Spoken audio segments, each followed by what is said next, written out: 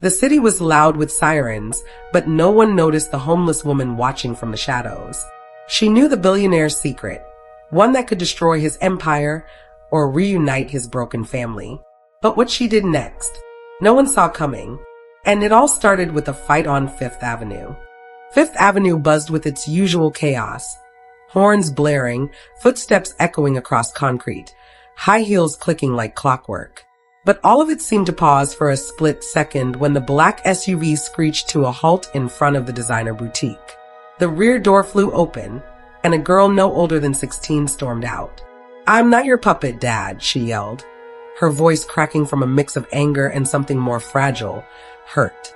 Daniel Whitmore stepped out right after her, sharply dressed in a tailored charcoal suit, his jaw clenched like stone. His voice was low but cutting. "Lila, lower your voice. You have no idea how much damage this causes." She turned on him, eyes blazing. "Oh, I'm sorry. Is your precious image more important than your own daughter?" People were already slowing down to watch. A businessman glanced over his sunglasses. A couple pulled out their phones. Daniel noticed, of course he did.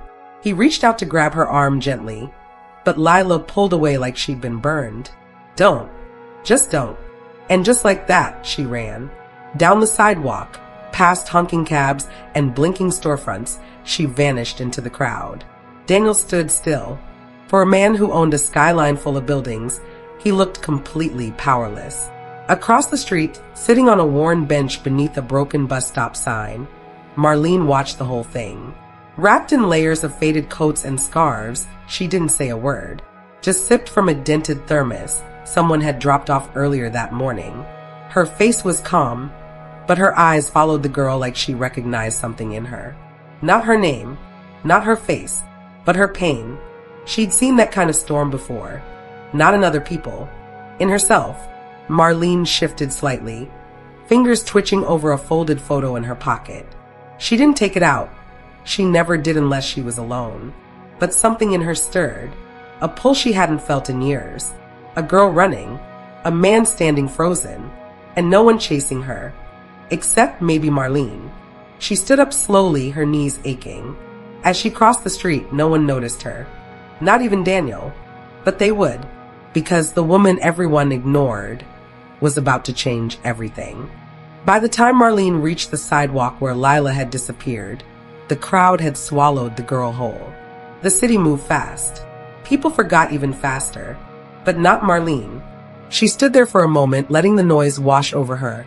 The screech of tires, the distant wail of sirens, the hollow echo of a street performer's saxophone drifting from a nearby corner. She didn't chase after the girl blindly. She'd learned a long time ago. If you want to find someone in a place like this, you don't follow their footsteps. You follow their fear. She took a left down the alley beside the bakery. It smelled like burnt sugar and old rain. No cameras, no traffic, just forgotten corners and people who didn't want to be seen. That's where a girl like Lila might go when the world felt too loud. As she walked, her fingers brushed against something inside her coat pocket. A photograph. She didn't pull it out. Didn't need to. She knew every crease, every faded detail. A young man's smile. Her son, Jeremy. His eyes had that same fire Lila had when she ran. That same fury born of love, not hate. And just like that, Marlene felt it again. The ache. The what-ifs. The years she'd lost to silence. A few blocks later, she found herself near a park bench with peeling green paint. She sat down, breathing in the stillness, and then something strange happened. A little girl, maybe 6 or 7, walked past with her mother, holding a balloon shaped like a heart. She looked at Marlene, smiled, and waved. Most kids looked away. Parents tugged them faster. But this girl didn't. Marlene smiled back. Just a little. She'd spent so long thinking the world had nothing left to offer her. That kindness was a thing you gave up when you lost everything. But maybe not yet. Maybe there was still something she could do. Not for herself, but for the girl who ran and the man too proud to follow her. She looked up toward the street, where Daniel's SUV still sat, engine humming quietly. He was on the phone now, his posture stiff, one hand gripping the steering wheel, the other pressing a phone to his ear like it was a lifeline. His lips moved fast, cold, strategic. Not once did he look down the road. Not once did he ask where Lila might have gone. Marlene's gaze narrowed. He doesn't see her. Not really. But I do. She stood up again, this time with purpose. Whatever this was, whatever storm had cracked that family wide open, she wasn't going to let it drift into another tragedy. Not again. Marlene hadn't walked this fast in years. Every step pressed old bones into motion. But something inside her had awakened. A quiet fire she hadn't felt since before the streets became her home. Down 2 blocks, she passed a corner deli where the clerk nodded at her, used to her face but never knowing her name. She didn't stop. Lila was somewhere out here, alone, angry, maybe scared. And Marlene knew what fear did to a young heart when it was left to fend for itself. Across the city, inside a high-rise conference room of frosted glass and steel, Daniel Whitmore stood with his hands on the edge of a polished table, trying to steady his breath. "She just ran, Alan," he said into the phone, voice tight with restraint.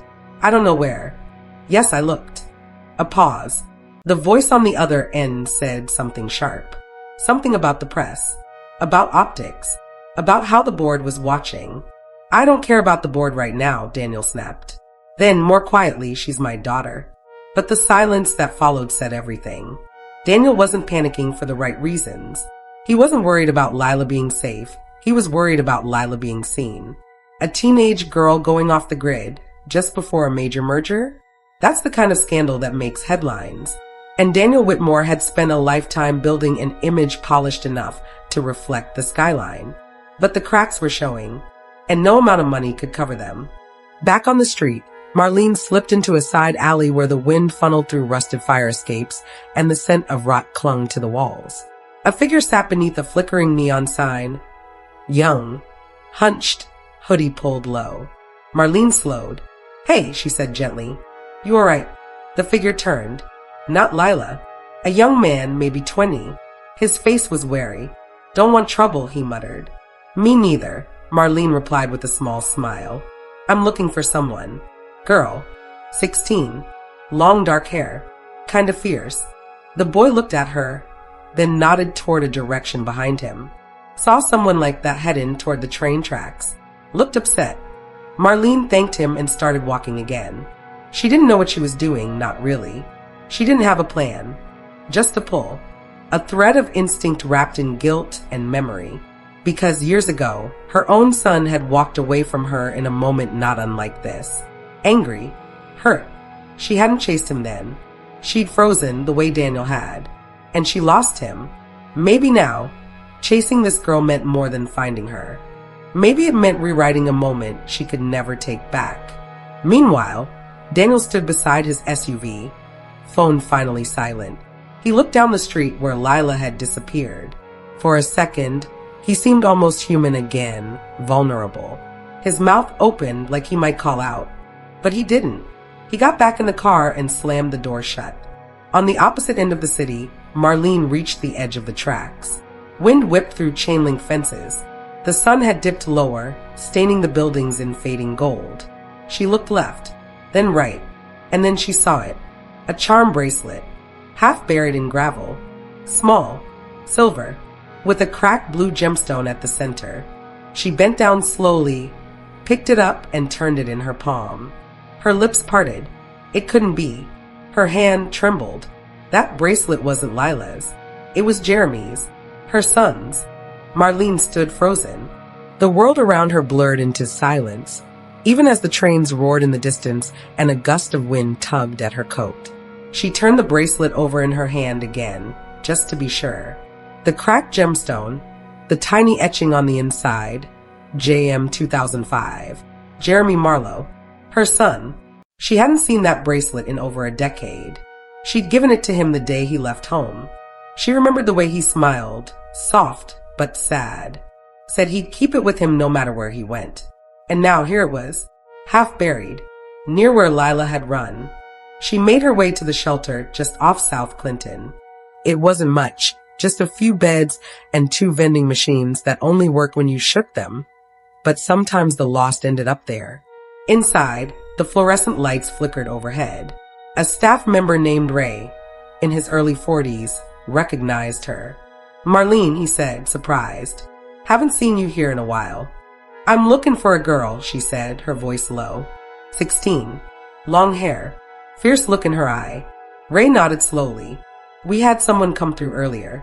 Wouldn't talk to nobody. Had that don't touch me energy. Sound familiar?" Marlene's heart kicked in her chest. "Where is she now?" Ray hesitated. "Slipped out 20 minutes ago. Headed east. Left behind this." He handed her a half-crumpled piece of paper. A photo. Faded, but clear enough. A man holding a toddler. His smile soft. The child's arms wrapped around his neck. Marlene's breath caught. The man was Jeremy. The child was Lila. She stepped back, leaning against the wall like it might hold her up. Lila wasn't just a runaway. She was family. The streets looked different now. Not just dirty or dangerous. They looked haunted. Like every corner held a piece of a truth Marlene had never been allowed to know. Why hadn't Daniel told her? Why had he erased her from her granddaughter's life? She didn't have time to spiral. Not now. Lila was still out there. And she was more than just a lost teenager. She was her blood. A few hours passed. Dusk fell. Marlene walked block after block, her legs aching, but her mind sharper than it had been in years. She finally found Lila tucked beneath the awning of a closed bookshop, knees pulled to her chest, hair falling across her face. Her phone lay on the ground beside her, dead. Marlene approached gently. "Hey." Lila didn't look up. "I'm fine," she muttered. "Just tired." "You're safe," Marlene said softly, crouching nearby. "That's what matters." There was a long pause. Then Lila's voice cracked. "He doesn't care. He just wants to look good in the papers. He doesn't even see me." Marlene felt that like a knife. "I know the feeling." Finally, Lila turned to look at her. Her eyes were red, but curious. "Who are you?" Marlene smiled gently. "Someone who used to lose people too. But not tonight." Lila didn't say anything. But she didn't run either. She stayed. And for the first time in years, so did Marlene. The night had gone quiet. Streetlights buzzed overhead, casting long amber shadows across the sidewalk. Marlene and Lila sat beside each other outside the darkened bookshop. Not touching, not talking, just sharing the kind of silence that only exists between two people who both carry too much inside. Marlene pulled out her thermos, offered it without a word. Lila hesitated, then took it. "Thanks," she murmured, eyes still on the ground. Marlene nodded, her voice soft. "That cold gets into your bones if you let it." Lila let out a dry, tired laugh. "I guess I'm already made of ice." Marlene didn't respond right away. Her gaze drifted across the street to a shuttered diner with a flickering sign. "You know," she said, almost to herself, "my son used to say the same thing. That the world was cold. That he had to be colder." Lila looked at her then. "What happened to him?" Marlene took a breath. Let it out slowly. "He left," she said simply. "Angry. Thought I didn't understand him. I let him walk away." Her voice trembled. "I never got to say goodbye." The silence that followed was heavier than before, but not empty. Lila shifted a little closer, still guarded, but listening now. After a moment, Marlene hummed softly, barely above a whisper. A lullaby, slow and tender, curling through the air like smoke. Lila froze, her head whipped toward Marlene. "Wait," she said, eyes narrowing. "I know that song." Marlene kept humming, then let the melody fade. "Yeah," she said quietly. "My mom," Lila began, voice shaking. "She used to sing that to me when I was little. Before she died." Marlene's breath caught. She turned, really turned, to face the girl now. "Your mom, her name was Emma?" Lila blinked. "Yeah, you knew her."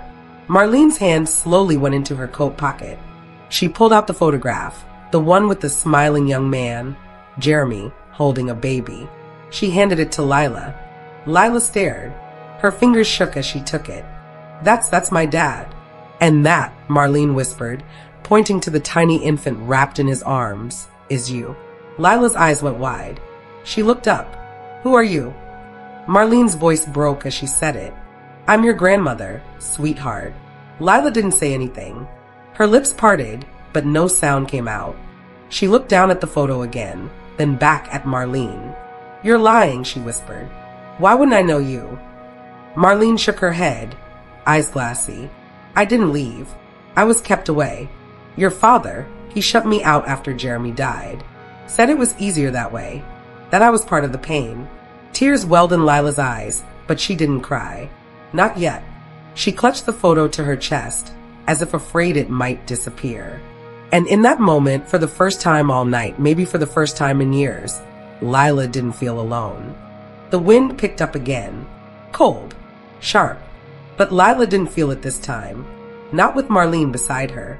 Not with that photo pressed tightly against her chest like a key to a locked part of her life she never knew was missing. Then headlights. A sleek black car pulled to the curb with the subtle aggression of money and power. The engine idled low but ominous. The door opened.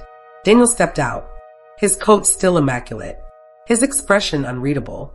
Lila, he called out, voice firm, relieved but cautious. Thank God. She stood slowly. You found me. His eyes darted to Marlene, then froze. A pause. Not confusion, recognition. You, he said, barely above a whisper. Marlene rose too, standing tall despite the weight of the years between them. Hello, Daniel. Lila looked between them. You know her? Daniel's jaw clenched. We should talk in the car. No, Lila said. Right here. Right now. The words hung heavy in the air. Marlene's voice was calm but edged in pain. You never told her about me. Daniel turned to Lila. After your mom died, I did what I thought was best. We needed a clean break. No confusion. No more pain. You erased her, Lila snapped. You lied to me. I protected you, he insisted. Your grandmother. She was lost. I was grieving, Marlene interrupted. Same as you. I never even got to bury my son. Her voice broke. You shut me out. Made me feel like I didn't deserve to mourn him. Daniel looked away, his voice suddenly small. I couldn't look at you without seeing what I lost. A beat of silence. Then too, Lila's voice cracked. She sings the same lullaby Mom used to sing to me. How do you explain that? Daniel had no answer. He looked at Marlene again, not like a threat, not like a stain, but like someone he used to know before grief turned them both into ghosts. I was wrong, he said at last. Quiet. Almost broken. I just didn't want to feel it all again. Marlene nodded slowly. And what do you feel now? Daniel looked at Lila, at the photo in her hands, at the woman he pushed into the shadows. Regret. In the stillness that followed, something subtle shifted. Not a happy ending. Not yet. But a door opened. A truth unburied. 3 broken pieces of a family beginning to face each other again. It was morning now. The city hummed with its usual rhythm, brakes squealing, pigeons flapping, coffee carts hissing out steam. But on one quiet street corner, time felt slower. There sat Marlene. Same bench, same coat, but something was different. Her hands weren't wrapped around a chipped mug this time. They were resting gently on her lap, warm in the soft morning light. Beside her, Lila sat cross-legged, her hoodie pulled up but her face calm. No anger, no running, just stillness. She leaned into Marlene's side, ever so slightly, and Marlene didn't flinch. She let the moment live. Across the street, Daniel stood talking to someone from the shelter, Ray, maybe asking quiet questions, learning how to support the place he used to drive past without thinking. Every few seconds, he looked over at them, at his daughter, at her grandmother, and for once, he didn't look away. I still don't get it, Lila said softly. How do you just go missing from someone's life like that? Marlene looked ahead, eyes distant but steady. Sometimes people don't lose you. They put you down and pretend you were never there. A pause. But you came back, Lila said. You didn't have to. I did, Marlene whispered. Because you're mine. And I wasn't going to lose another child to silence. Lila blinked fast, then turned away like she wasn't wiping her eyes. Marlene reached into her pocket and pulled out the photo again. This time, she handed it over for good. I've held on to this for years, she said. Now, maybe it's time you carry it. Lila held the photo tight. And for the first time, she smiled. Not for the public. Not for a parent. Just for her.